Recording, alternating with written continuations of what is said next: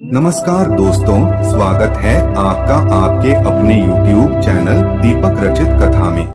जय श्री राम। दोस्तों, क्या आपको पता है मंदोदरी ने ही करवाया था अपने पति रावण का वध। हिंदू पुराण में दर्ज एक कथा के अनुसार मंदोदरी रावण की मृत्यु के बाद लंका में ही रहीं और लंका का पूरा राजपाट भी संभाला।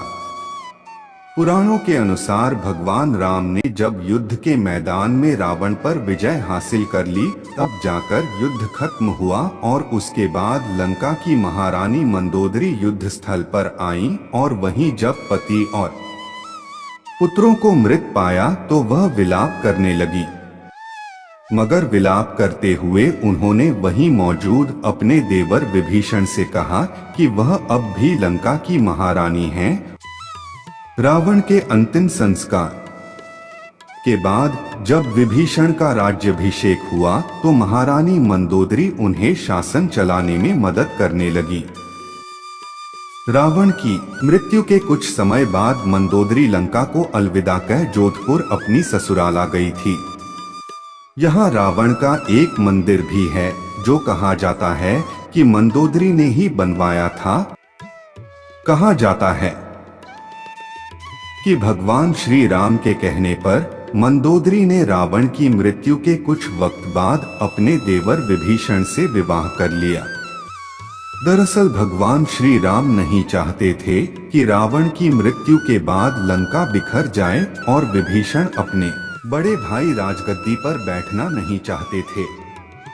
मंदोदरी के बारे में जो कथा मिलती है उसके अनुसार वह हेमा नाम की अप्सरा की बेटी थी। देवराज इंद्र की सभा में एक बार कश्यप ऋषि के पुत्र माया की नजर हेमा पर गई और वह उस पर मोहित हो गया। माया ने हेमा के सामने विवाह का प्रस्ताव रखा। विवाह के पश्चात हेमा ने मायासुर की पुत्री को जन्म दिया जिसका नाम मंदोदरी रखा गया।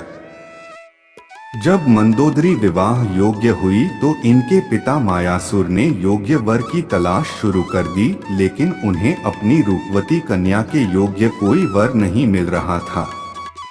इस दौरान मायासुर ने रावण से अपनी पुत्री का विवाह करने की बात सोची और रावण के सामने मंदोदरी से विवाह का प्रस्ताव रखा।